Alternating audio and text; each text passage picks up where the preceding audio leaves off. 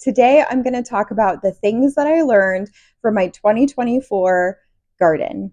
So if you're a subscriber and you've seen other videos of mine, you know that this is actually the very first gardening video that I have put out on my channel. And that's because when I started YouTube 5 weeks ago, the gardening season here in southeastern Nebraska was already over. And I chose not to plant a fall garden this year just because of other commitments I had and things like that. And so there hasn't been a lot of content for me to bring you guys when it comes to gardening, but gardening is a huge, huge passion of mine. This year, 2024, was my second gardening season, and it just fills me with joy. And I love sharing about it on social media. I love sharing what I'm learning, new things I'm implementing, what didn't work, problems I ran into, all the things.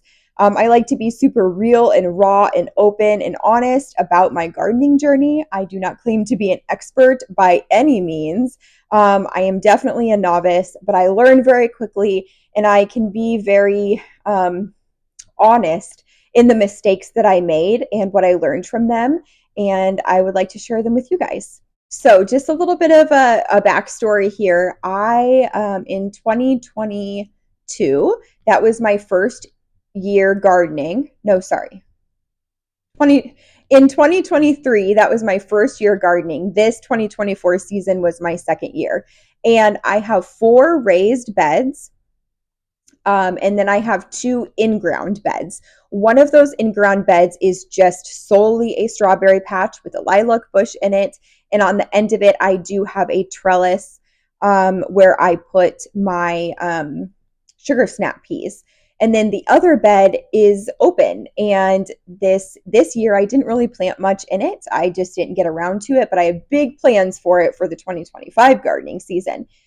So I started out small with just 4 raised beds that very first year, learned a lot, expanded at the end of last year for the 2024 garden season, and have learned a lot since. So we're going to just talk about the things that I learned, the things that didn't work, the new things I'm going to try, and hopefully it can help you with your gardening journey this next year as well. All right, the first thing I'm going to talk about is broccoli. Broccoli was like my biggest challenge this year, I think. It was my first year ever growing broccoli. And I will say that this year or the next year, I learned that I need to winter sow my broccoli way earlier than I did.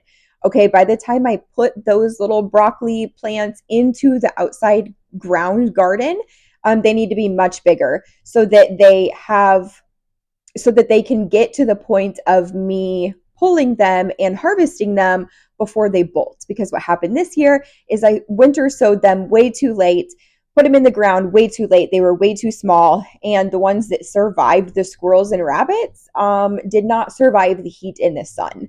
And thus far, they bolted.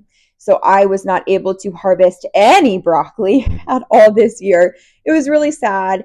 But you live and you learn, trial and error. That is literally my motto when it comes to gardening is trial and error. It'll be okay. You'll learn something from every failure and mistake, and that is totally fine. It's the best way to learn, to be honest with you. With broccoli, I also realized that I need to figure out some sort of cover to put over them because, like I said, the squirrels and the bunnies were just eating them. And also, I had a really big problem with those caterpillars. The white moths lay eggs on your brassicas, and then they grow into these green caterpillars that eat so fast all of your broccoli leaves, and it's devastating. And if you don't get out there to pick every single one of them off one by one, which kind of grosses me out, I don't do very well with like worms and things like that. It's just going to keep going, and you're going to lose all of your broccoli leaves, and it's just not going to work out. So I am going to invest in some sort of cover to put over them to help with the pest problem for this next gardening season. Before we move on to the tomatoes, I do want to say, I should have said this at the beginning of the video, but for those of you that would like to know, I am in southeastern Nebraska, and I am in zone 5B, or what's considered, I guess, as the new 6A.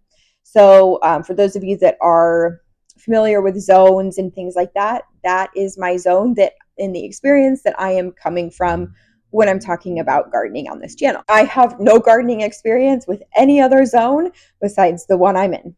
All right, next is tomatoes. So I love growing tomatoes. I love growing varieties of different tomatoes and peppers. Those are probably my two favorite things to grow.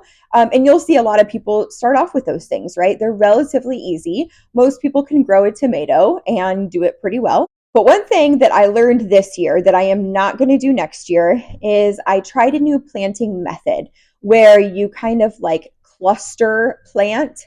I don't know the exact term for it, but you cluster plant everything together. And so I planted considerably closer together than I ever have. And at first I was like, oh, this is great. I have so many more tomato plants in such a small space. This is going to be wonderful.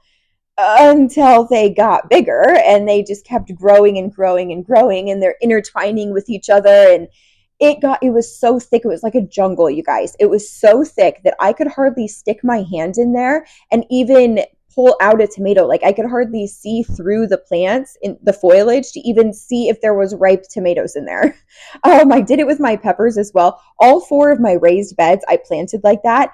Will not do that again next year. Now, I do want to find a happy medium though, because the very first year I planted way too spaced out apart. And so when it got colder, the plants weren't close enough to keep each other warm. They got frostbit a lot earlier. I lost my garden a lot earlier in the first season. So I want to find a happy medium. So stay tuned on that. I will show that when gardening season starts up, you guys. I mean, the first sight of spring, I will be outside and I will be taking you guys along with me, and we will be gardening together. We will be doing the spring cleanup. We will be getting our beds ready for the spring the minute we can. We will be talking all about seeds and so many good things, you guys. We're going to be talking about so many good things. So that is my favorite time of year, if you cannot tell. And I will for sure, that is I'm so excited to share the gardening season with you guys here on YouTube. I didn't have YouTube last year when I gardened, and I'm so excited that I do this year. Other thing with tomatoes is I learned this year that I do not need so many cherry tomato plants. I was drowning in cherry tomatoes, and we like to eat them fresh, and we put them in some salads here and there, but we don't really do much else with them. And they're not really the best tomato to like preserve or to make like tomato sauce out of or anything like that. And so I will only be planting 1 cherry tomato plant next year. They yield so much, you guys, so much. So yeah, that's my spiel on cherry tomatoes. Another thing regarding tomatoes, and this just goes for gardening in general, is one of my goals throughout this winter and early spring is to learn how to effectively can. I need to get a canner, a pressure canner, and a water bath canner. And I am going to teach myself how to can and preserve the food, because the last 2 seasons, I've just been kind of doing it as a hobby. And so I've just been giving all of my produce away, which, I mean, my family and my friends love it, and the neighborhood loves it. But what my whole goal with gardening is to be a little bit more sufficient in my pantry, and to cut my grocery bill down a little bit on canned items and canned vegetables and things like that I can grow, that I have the knowledge to grow, and I just now need the knowledge to know how to preserve them. Okay, so the next thing is my strawberry patch. I love my strawberry patch. I am so proud of it. But I need to also find a cover for it, because between the birds, the squirrels, and the bunnies, they were so kind, you guys, to harvest every single one of my strawberries for me. Yeah, I did not get to harvest a one. So that was really disheartening. The minute, and I mean the minute, the second that those buggers ripened up, there was a wildlife ready to pick it before I even could. So I definitely need to get some cover for my strawberries, because I am not losing my entire strawberry patch again next year. Will not do it. Carrots. Okay, carrots are one of my favorite things, you guys, to plant, because there is nothing, and I mean nothing, better than a carrot, a fresh organic carrot, literally straight out of the dirt. Brush it off and just sit there and chew on it. Oh my gosh, it is the most juicy, most nutrient dense and rich flavor ever. I love it so much. I love it. So I'm going to be planting like double, triple at least of carrots this next season. And remember at the beginning of the video, I told you that I had 2 in-ground garden beds. One is my strawberry patch, lilac bush, sugar snap peas. The other one is empty. That's where I'm probably going to put my carrots. I'm thinking honestly that that entire garden bed is probably going to be filled with carrots. Another thing is that I'm going to try to do a fall carrot batch next year too. I do have a goal to do more fall gardening next year than I did this year, which was none. And fall carrots are definitely one that I want to do. I have heard nothing but good things about leaving carrots in the ground for the first few freezes. And I hear that they are just the most crisp, delicious carrots you will ever taste. So I'm looking forward to that. All right, the next thing is lettuce / spinach. And basically, I just really need to winter sow those way earlier than I did this year. Again, just like the broccoli, they are a cold hardy plant or a cold hardy vegetable, which basically just means that you need to get them out there in the ground in the early spring. They don't like the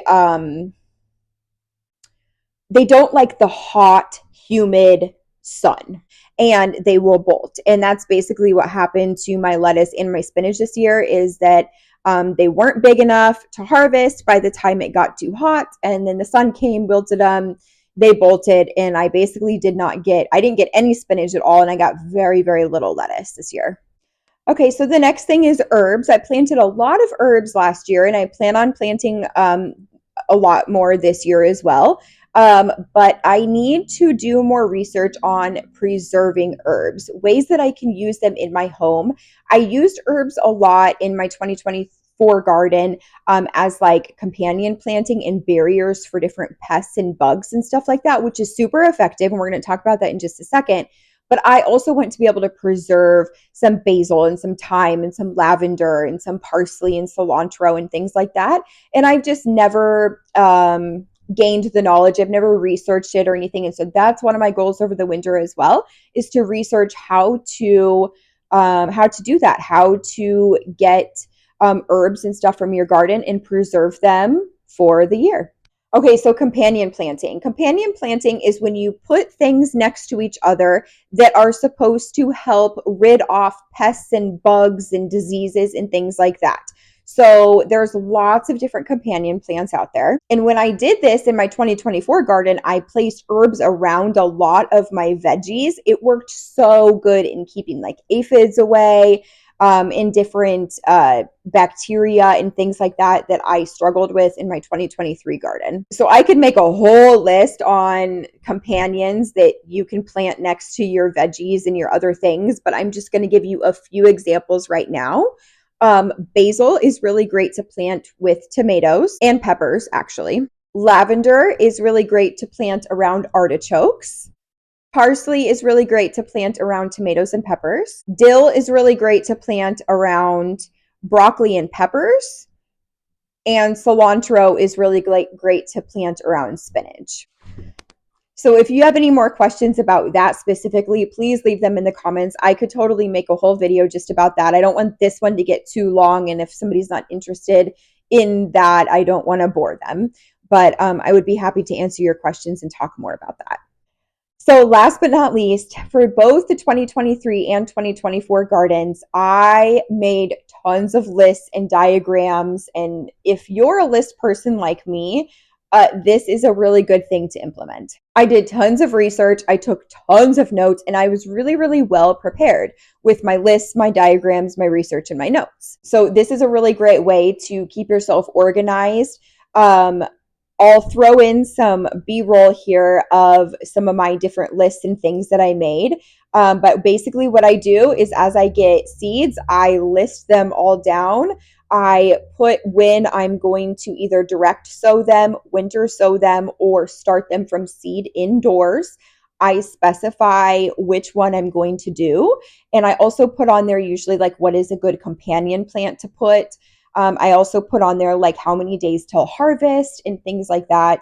And it is so helpful. I also keep all of my seed packets, even if they're gone, If they're empty, I keep them all in a Ziploc baggie so that I know exactly what I planted. I can reference back if I need to. All right, so thank you so much for sticking around with me. I hope you enjoyed this video. If you are still watching right now, thank you so much. You have my heart because you made it to the end of the video, and I appreciate you more than you know. If this is something that you're interested in, if you like this video, I would love it if you would give it a thumbs up. If you would subscribe to the channel, please leave me a comment with any questions, concerns, anything that you have. Let's definitely chat. And I'm hoping to do a couple more garden videos to get us through the dreary winter here before gardening season actually starts. And at the end of January, definitely beginning of February, end of January, definitely be on the lookout. I will be starting my seeds indoors and my winter sowing. So that will be a really fun thing for you guys to come along with. So thank you so much for being here again, and I'll see you in the next one.